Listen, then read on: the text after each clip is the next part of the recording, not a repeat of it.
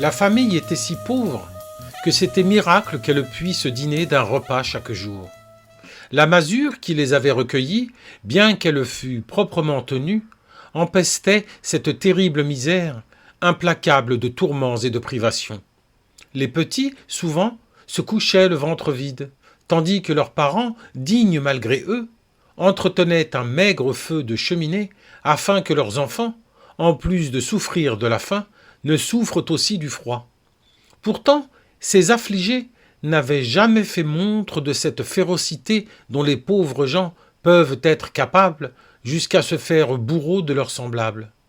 Ils vivaient simplement, chaque jour en précédant et en suivant un autre.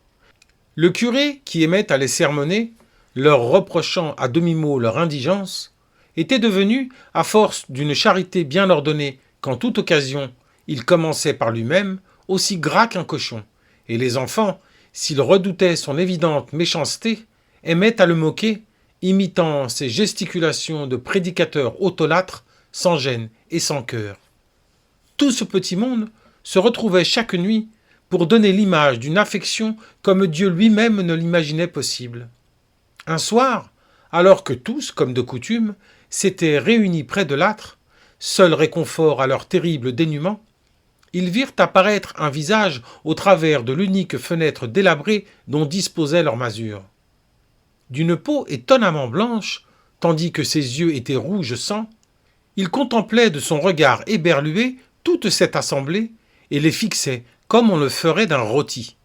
Les enfants prirent peur et vinrent se blottir contre leurs parents qui, ne sachant que faire, les ceignirent de leurs bras à dessein de les protéger, ne sachant exactement de quoi. Le curieux visage disparut soudainement et l'on entendit frapper à la porte. « Ouvrez-moi, nobles gens, il fait un froid à mourir et je ne sais où aller, moi qui ne suis le bienvenu nulle part. » Le père et la mère, s'interrogeant du regard et craignant pour leurs petits, lui répondirent. « Nous n'avons guère le cœur à laisser mourir une créature de Dieu sans n'avoir rien fait pour l'aider.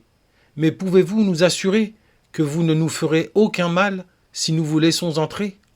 Notre misère est telle que nous nous y sommes résolus, mais nous ne pourrions subir une infortune de plus sans risquer de voir s'évanouir cette seule chose à laquelle nous tenons tant, notre pauvre bonheur. » La voix alors répondit faussement. « De tout mon cœur, je m'y engage. » Le loquet fut levé et il entra dans la pièce. En fait d'homme, il ressemblait plutôt à une bête qui eût été refaçonnée à l'image de l'homme. Ses gestes brusques trahissaient une aptitude à une violence surnaturelle dont on soupçonnait qu'elle se plaisait à faire le mal.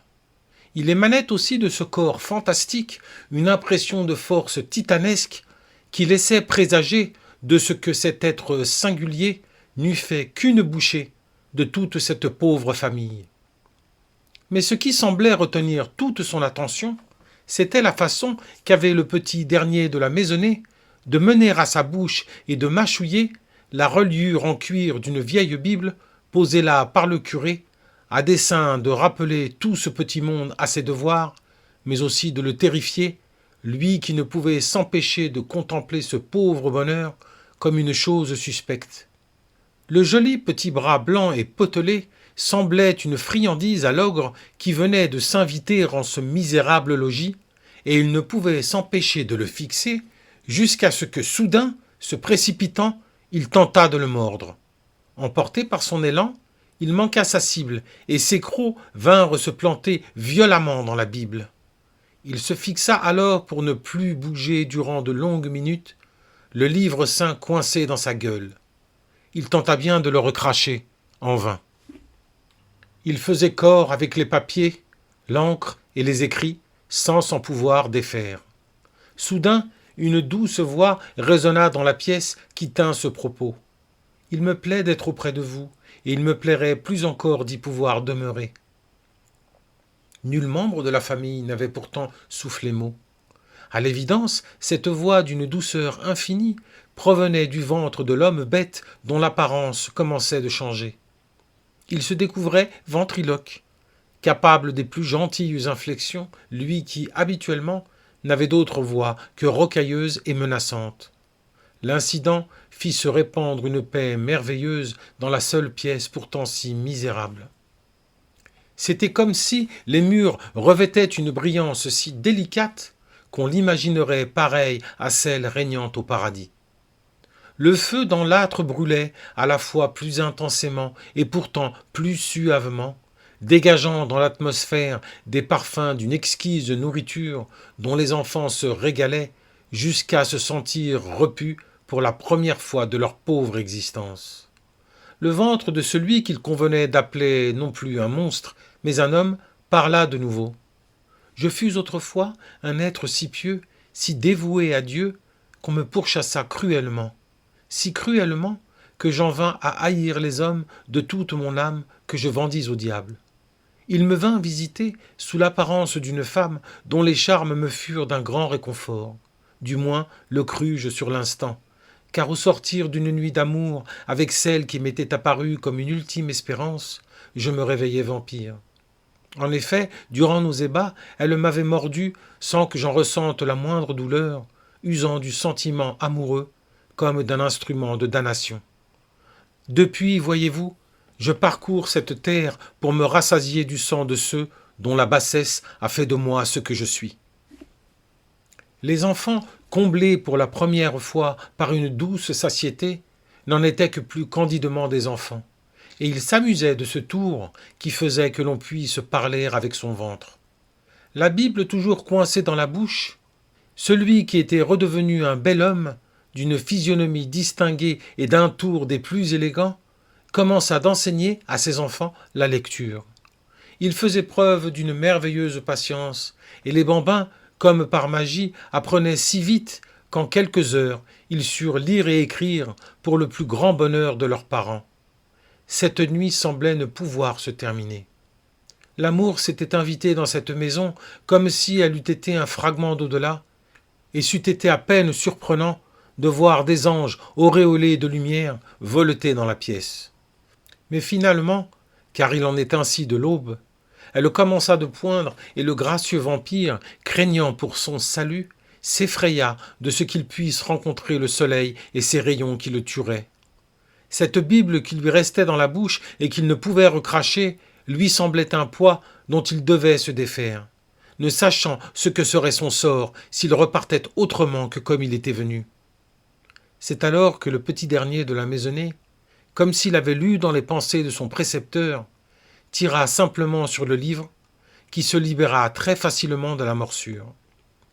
Aussitôt, le vampire reprit son apparence terrifiante et dut réfréner ses appétits reparus, car il ne pouvait s'attarder autrement qu'à risquer d'être anéanti par la lumière du jour.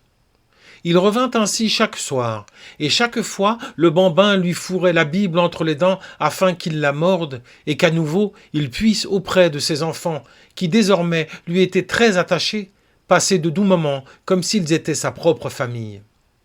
Après quelque temps, le curé s'étonna de voir les petits si bien portants et les parents si radieux. Il soupçonna de toute la force de la méchanceté de sa foi qu'il se tramait un stratagème qui, bien évidemment, ne pouvait être que diabolique. Un jour, lorsque toute la famille l'écoutait dire la messe, il demanda à l'un des gamins de venir auprès de lui pour faire office de servant d'autel et l'aider dans sa tâche. Immédiatement, le petit prit la Bible des mains du curé et se mit à la lire parfaitement sous les applaudissements des paroissiens qui eux-mêmes ne savaient pas lire. Ce fut aussi malheureusement aux grandes dames du curé qui enragea de voir son lieu de culte transformé en scène de cabaret et de ne pouvoir comprendre comment il fut possible que cet enfant sache lire. Il éructa si violemment, menaçant tous ces pauvres gens des pires tourments, que les enfants ne purent s'empêcher de rire à gorge déployée. L'homme d'église avait cédé la place à un véritable démon qui n'avait d'autre idée que de se venger de l'affront qu'il venait de subir, quitte à se donner lui aussi en spectacle. Il lui fallait d'abord savoir ce que tout cela pouvait bien cacher. À la nuit tombée, il alla se poster tout près de la maison. Il avait, comme à son habitude, outrancièrement dîné et ne tarda pas à s'endormir sous un arbre. Ça n'est que tard dans la nuit qu'il se réveilla, et qu'il entendit des cris de joie qui venaient de la bicoque qui brillait d'une douce lumière. Le gracieux vampire avait été informé de ce qui s'était passé à l'église, et il jouait une petite scénette où il moquait l'ecclésiastique pour faire rire les enfants et les parents. Le curé fut d'abord frappé par la beauté de cet homme, lui qui était d'une laideur presque comique, et il en fut d'autant plus enragé. Mais ce qui l'étonnait surtout, c'était cette façon qu'avait l'homme de mordre fermement dans cette Bible, dont il se souvenait qu'il l'avait offerte à ceux qu'il avait toujours considérés comme des claque-dents. Il en dévait de voir son bien ainsi malmené, et n'y tenant plus, ouvrit violemment la porte pour entrer toute croix dehors en hurlant des imprécations incompréhensibles. Apercevant la croix, le vampire se protégea les yeux et se tint prostré dans un coin de la pièce. Le curé, ivre de rage, s'approcha des enfants et commença de les frapper violemment en les accusant de commerce avec le démon. Les petits se mirent à pleurer à chaudes larmes, et leurs sanglots eurent fendu le cœur de tout homme qui eût été digne de posséder le cœur d'un homme, ce qui, à l'évidence, n'était pas le cas de ce bougre qui passait sa vie en robe. La voix du gracieux vampire résonna de toute sa douceur, implorant la pitié pour ces enfants incapables de se défendre, tandis que les coups redoublaient de violence, jusqu'à ce que, soudain, dans un effort surhumain, il recracha le livre sacré dans un flot de sang qui jaillit de sa bouche. C'était là le sang de toutes les vies qu'il avait bu à travers les âges. Son amour pour les petits le purifiait en le purgeant, et tandis qu'il se dirigeait vers l'homme d'église pour le maîtriser, il remarqua l'écrou qui ornait habituellement sa mâchoire, toujours plantée dans la Bible, qui traînait sur le sol. Son abnégation avait racheté son âme, fût-ce pour un court moment, car il savait qu'une fois vendue au malin, elle ne pouvait être reprise. Il empoigna le curé et se mit à le frapper aussi brutalement qu'il l'avait fait avec ses petits qu'il aimait tant. L'ecclésiastique lui opposait sa croix et n'hésitait pas à lui apposer violemment sur le visage, le brûlant à chaque fois cruellement. Mais celui qui fut un buveur de sang combattait de toute la force de sa malédiction. Il se battait pour sauver les petits, et son amour était tel qu'il eût aussi bien pu former avec les parents innocents une nouvelle sainte Trinité faite d'un Père, d'une Mère et d'un autre Père tout-puissant. Son visage, à force d'apposition de la croix du curé, avait pris l'aspect d'une atroce brûlure. Et si sa souffrance était terrible, il ne cessait de se battre, quand bien même ses forces déclinaient, car le jour se levait. Dans un geste de désespoir, pourtant, il réussit à frapper violemment le curé, qui tomba raide mort. À son tour, il s'effondra, épuisé, et tandis que la vie le quittait, il contempla les petits qui lui souriaient. Ils vinrent ensuite l'embrasser tendrement et se tinrent la main jusqu'à former un cercle autour de lui. Ils récitèrent alors de ces prières qu'il leur avait apprises, et le plus petit d'entre eux prit la Bible dans laquelle étaient toujours plantés ces crocs arrachés à la mâchoire du vampire, pour la fourrer sans ménagement dans la bouche du curé, qui s'en revint subitement à la vie pour s'enfuir hagard dans la forêt avant que l'aube ne paraisse. Il était ainsi devenu, lui, un vampire, et son âme damnée pouvait remplacer celle de celui qui fut maudit par désespoir, afin qu'il puisse quitter ce monde, certain de ce qu'il soit reçu au paradis, où le rejoindraient un jour ses angelots, ceux qu'il nomma ses enfants, juste avant de s'éteindre.